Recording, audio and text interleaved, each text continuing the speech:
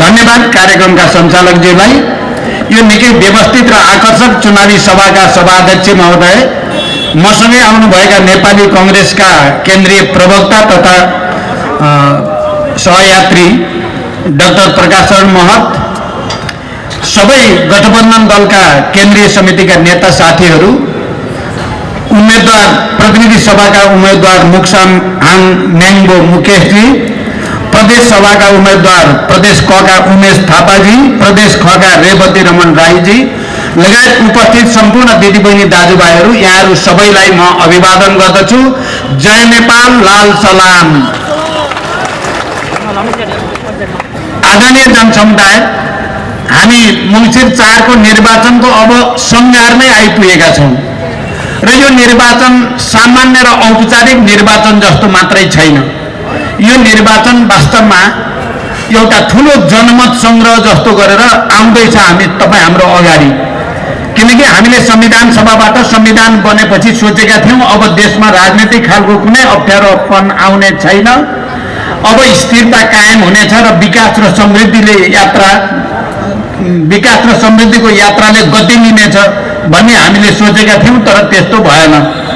हामीले संविधानमाथि प्रहार देख्यौँ, लोकतान्त्रिक गणतन्त्रमाथि प्रहार देख्यौँ र त्यसका विरुद्ध सङ्घर्ष पनि हामीले गर्नुपर्ने अवस्था आइलाग्यो र त्यो प्रतिगमन विरोधी आन्दोलनकै क्रममा यो गठबन्धन जन्म्यो।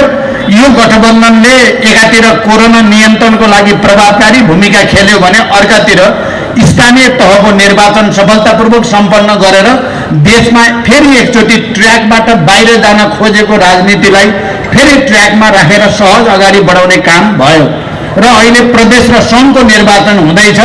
प्रदेश र सङ्घको यो निर्वाचन मैले भने जनमत संग्रह जस्तो छ। अगाडि जाने विचार प्रवृत्ति धारा र गठबन्धनले जित्ने कि पछाडि फर्किने विचार प्रवृत्ति गठबन्धन र धाराले जित्ने भन्ने जनमत संग्रह जस्तो हुँदैछ। त्यसकारण म तपाईँ सम्पूर्ण आदरणीय जनसमुदायलाई म विशेष रूपले अपिल गर्न चाहन्छु, हामीले अगाडि जाने प्रवृत्ति र विचारलाई समर्थन गरेर फेरि देशमा प्रतिगमन नहुने, फेरि देशमा राजनीतिक अस्थिरताले टाउको उठाउन नपाउने र हामी स्थिरता र विकासको नयाँ युगतिर जाने वातावरण तयार गर्ने अवसर तपाईँ हाम्रो अगाडि छ। हामीले पक्कै पनि त्यो अवसर खेर फाल्ने छैनौँ। जति धेरै मतद्वारा यो गठबन्धनलाई विजयी गराउन सक्यो त्यति देशमा राजनीतिक स्थायित्व हुनेछ, त्यति शान्ति प्रक्रिया निष्कर्षमा पुग्नेछ, त्यति नै विकास र समृद्धिले पनि नयाँ गति लिनेछ।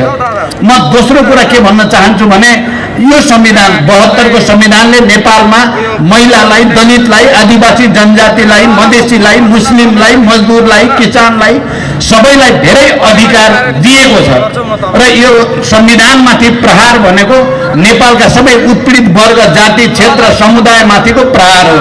त्यसकारण ती जनताको अधिकारको रक्षाको निम्ति पनि यो पटक हामीले गठबन्धनका पक्षमा बलियो जनमत प्रकट गर्नुपर्ने अवस्था छ। तेस्रो कुरा म के भन्न चाहन्छु भने यो सम्पूर्ण प्रक्रिया तपाईँ हामीलाई थाहा छ विस्तृत शान्ति सम्झौता पछि सुरु भएको हो।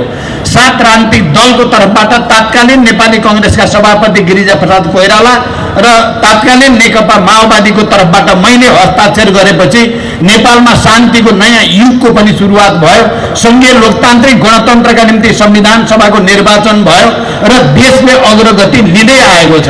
त्यसकारण यो प्रक्रिया अहिलेको हाम्रो यो गठबन्धन भनेको त्यसैको निरन्तरता हो। 12 बुँदे समझदारी, विस्तृत शान्ति सम्झौता, संविधान सभा, संघीय लोकतान्त्रिक गणतन्त्र हुँदै अगाडि बढाउने पार्टी र नेतृत्वहरूकै यो गठबन्धन हो। तपाईँ हेर्नुभयो भने अर्को गठबन्धन कता कता राजावादीहरूको सामन्ती निरङ्कुशतातिर फेरि फर्किन चाहने, देशलाई पछाडि धकेल्न चाहनेहरूको गठबन्धन पनि छ। त्यसै कारण यो विशिष्ट छ मैले भन्न खोजेको। अर्को कुरा म के भन्न चाहन्छु भने नेपालमा राजनीतिक परिवर्तन धेरै भए, राजनीतिक आन्दोलन भए, जनताले ठुलो त्याग तपस्या बलिदान गरे, तर त्यही अनुकूल विकास निर्माण र समृद्धिको यात्रा अगाडि नबढ्दा राजनीतिक परिवर्तन पनि दिगो नहुने, के होला कसो होला भन्ने भइराख्ने गरेको छ। त्यसकारण हामीले अहिले गठबन्धनको तर्फबाट लगातार हामीले जोड दिएको समृद्धि विकास निर्माणलाई राजनीतिक परिवर्तन अनुकूल गति दियो भने मात्रै यो राजनीतिक परिवर्तन दिगो हुन्छ र नेपाली जनताले आफ्नो जीवनमा परिवर्तनको, राहतको, अनुभूति गर्ने, अनुभव गर्ने, आफ्नो घर आँगनमा उज्यालो आएको अनुभव गराउने कुरा नै मुख्य कुरा हो। त्यसकारण हामीले गठबन्धनको अपिलमा पनि विकास र समृद्धिको कुरालाई नै उच्च प्राथमिकतामा राखेका छौँ। तपाईहरुले सायद सुनिराख्नु भएको छ, मैले अहिले समयको अभावले धेरै व्याख्या गर्न सम्भव छैन, पक्कै तपाईहरुले थाहा पाइराख्नु भएको छ। मैले भनेको छु बाँकी हामीले क्रान्ति गर्ने, शान्ति गर्ने, संविधान बनाउने, गणतन्त्र घोषणा गर्ने, संघीयता ल्याउने इत्यादिको नेतृत्व गर्यौं।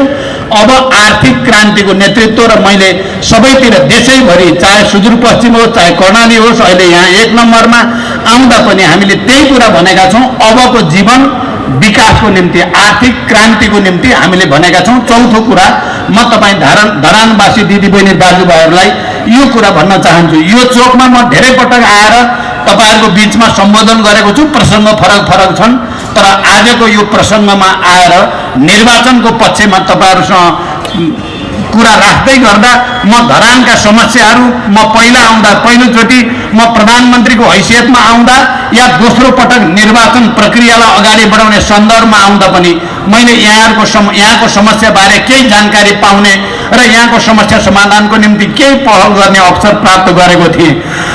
मैले अहिले बुझ्दा धरान भूपू गोर्खा सैनिकहरूको निकै ठुलो बाहुल्य भएको क्षेत्र पनि हो। म तपाईहरुलाई यो कुरा जानकारी गराउन चाहन्छु। अहिले जो संवाद वार्ता चल्दैछ ब्रिटिस सरकारसँग समान कामको निम्ति समान राहत, समान तलब सुविधाको निम्ति, त्यसमा म प्रत्यक्ष रूपले जोडिएको छु। म सम्पूर्ण भूपू गोर्खा सैनिकहरूलाई विश्वास दिलाउन चाहन्छु। मेरो र प्रधानमन्त्री शेरबहादुर देउवाको यो विषयमा धेरै गहिरो गरी कुरा भएको छ र ब्रिटिस सरकारसँग पनि छिटोभन्दा छिटो संवादद्वारा यो समस्या समाधान गर्न मेरो मद्दत हुनेछ। म यो विश्वास तपाईहरुलाई दिलाउन चाहन्छु। दोस्रो, खानेपानीको समस्या, धरानको खानेपानी समस्या भनेपछि देशभरि राम्रैसँग बुझिएको समस्या छ।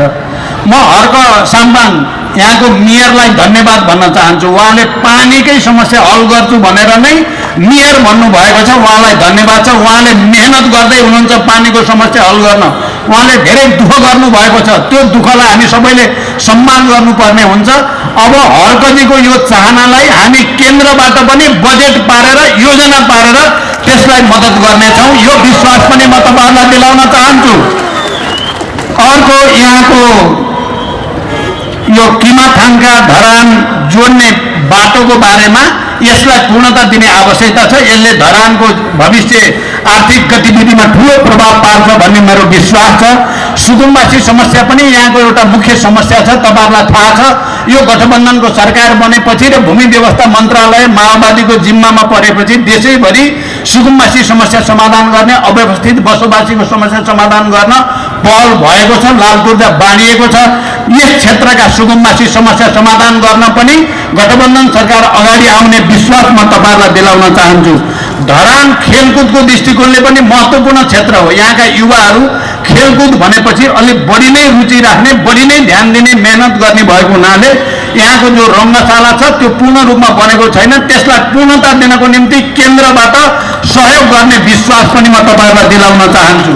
यहाँ बिपी कोइराला इन्स्टिच्युट छ, धेरै ठुलो इन्स्टिच्युट, एसियाकै ठुलो इन्स्टिच्युट हुँदै पनि त्यसको व्यवस्थापनमा जति सुधार हुनुपर्ने नभएको हुनाले राम्रो मेसेज गएको छैन। यो इन्स्टिच्युटलाई व्यवस्थित पार्ने कुरामा पनि आउने सरकारले ध्यान दिने विश्वास पनि म तपाईहरुलाई दिलाउन चाहन्छु। म के भन्न चाहन्छु, यो गठबन्धन सरकार यो निर्वाचनको लागि मात्रै बनेको होइन, संविधान, लोकतन्त्र र जनताका अधिकारको रक्षाको निम्ति बनेको। यो देशमा महिला, दलित, आदिवासी, जनजाति, मुस्लिम, मधेसी सबैले पाएको अधिकारको रक्षाको निम्ति र विकासको निम्ति बनेको गठबन्धन हो। त्यसैले यो गठबन्धन आउने 5 वर्ष त जान्छै जान्छ। तपाईहरुले थाहा पाउनु भएको छ, म हिजो प्रधानमन्त्रीजी र म कर्णालीमा थियौँ, लुम्बिनीमा थियौँ, अस्ति हामी सुदूरपश्चिममा थियौँ। हामी देशैभरि घुमिराखेका छौँ। देशैभरि गठबन्धनको पक्षमा लहर आइ नै सकेको छ। कारण गठबन्धनको जित सुनिश्चित छ। 5 वर्ष गठबन्धनको सरकार जाने कुरा पनि सुनिश्चित छ। तर गठबन्धन दलका हामी नेताहरूले 5 वर्ष मात्र होइन 10-15 वर्षसम्म यो गठबन्धन लानु पर्दछ र यसैको माध्यमबाट विकास र समृद्धिको नयाँ यात्रा नेपालमा थाल्नुपर्छ भन्नेमा हामी कमिटेड छौँ। हिजो हाम्रा केही अनुभवहरूबाट नमिठा अनुभवहरू भएका छन्, त्यसबाट शिक्षा लिएर, त्यसबाट सिकेर हामी देशमा राजनीतिक स्थायित्व र विकासतिर जान चाहन्छौँ। अन्त्यमा अब जाँदा जाँदै तपाईँहरूको अगाडि जो उम्मेदवार हुनुहुन्छ माओवादी केन्द्रका मुकेशजी प्रतिनिधि सभाको उम्मेदवार तपाईँहरूलाई थाहा भइसकेकै छ। हँसिया हथौडा उहाँको चुनाव चिन्ह हो। त्यसमा अत्यधिक मत दिएर एउटा युवा इनर्जेटिक केही गरौँ भन्ने हुटुटी भएको छटपटी भएको नेता हो। मलाई थाहा छ मुकेशको बारेमा। उहाँलाई अत्यधिक मतले विजयी गराएर पठाउनुहोस्। धरानको समस्या समाधान गर्नलाई म आउने 5 वर्षभित्र होइन, सुरुमै मेरो कोसिस हुन्छ उहाँलाई मन्त्री बनाएर तपाईँहरूको विकासमा मद्दत गर्नेछु मैले। त्यसै गरिकन यहाँ फेरि नेपाली कङ्ग्रेसका तर्फबाट उमेश थापा आफै पनि एउटा अनुभवी परिचित व्यक्तित्व हो। मैले त भन्न मिलेन उहाँलाई पनि मन्त्री बनाउँछु भनेर, तर पनि मलाई लाग्छ उहाँ पनि त्यसको निम्ति योग्य हुनुहुन्छ। प्रकाशजीलाई म अहिले जाँदा जाँदै बाटोमा भन्ने छु। त्यस्तै रेवती रमन राई पनि एउटा अनुभवी समाजवादी पार्टीको नेता हुनुहुन्छ। उमेश थापालाई रुख चिन्हमा र रेवती रमन राईलाई कलम चिन्हमा अत्यधिक मत दिएर गठबन्धन, एउटा कुरा ध्यान दिनु होला, हामीले यो गठबन्धन यो परिवर्तनको प्रक्रियाको सुरुवात शान्ति सम्झौताबाट भएको हो। तपाईँहरू कसैलाई अलि अप्ठ्यारो लाग्छ भने यदि तपाईँहरू गिरिजा प्रसाद कोइरालालाई शान्तिको नायक क्रान्तिको नायक ठान्नुहुन्छ नेपाली कङ्ग्रेसका साथीहरू, माओवादी र अरू वामपन्थीहरूले त्यो सम्झौतामा हस्ताक्षर गर्ने प्रचण्डलाई क्रान्ति नायक महानायक ठान्नुहुन्छ भने अबदेखि काङ्ग्रेसले पनि प्रचण्डलाई नायक ठान्न पर्यो अनि माओवादी र अरू वामपन्थीले पनि गिरिजाबाबु शेरबहादुर देउवालाई नायक ठान्न पर्यो। जुन दिन गिरिजा प्रसाद कोइरालाले र मैले एउटै कागजमा हस्ताक्षर गरेर देशमा शान्तिको युग सुरु भयो, गणतन्त्रको युग सुरु भयो, संहिताको युग सुरु भयो, त्यसै दिन गिरिजा बाबुले हँसिया हथौडामा छाप लगाइदिनु भयो, मैले रुखमा छाप लगाएको। तपाईँहरू कोही डराउनु पर्दैन, मनमा कुनै दुविधा नराख्नु होला। राष्ट्रको आवश्यकताको निम्ति, शान्तिको निम्ति, लोकतन्त्रको निम्ति, विकास र समृद्धिको निम्ति हामीले यो काम गरेको हो। तपाईँहरूले दृढताको साथ एकअर्कामा भोट ट्रान्सफर गर्नु होला। अत्यधिक बहुमतबाट जिताएर पठाउनु भयो भने तपाईँहरूले जिताएका मान्छेहरूलाई हामीले केन्द्रमा महत्त्वपूर्ण जिम्मेवारी। माओवादी केन्द्रका अध्यक्ष कमरेड पुष्पकमल प्रचण्डज्यू, उहाँले माओवादी जनयुद्ध, आदिवासी आन्दोलन, मधेस आन्दोलन, फारवर्ड आन्दोलन र लिम्बुवान आन्दोलनहरूबाट आएको व्यवस्था र पाएका उपलब्धिहरूलाई बचाउन तथा संस्थागत गर्नका लागि आगामी हुने कृपया हाम्रो अझै कार्यक्रम रहेकोले कृपया पछिदिनहरूमा हार्दिक अनुरोध गर्दछु। हाम्रो अझै नेताहरू र प्रतिभाशाली नेताहरूले तपाईँहरूलाई सम्बोधन गर्ने हुनुहुन्छ। देशको परिस्थितिबारे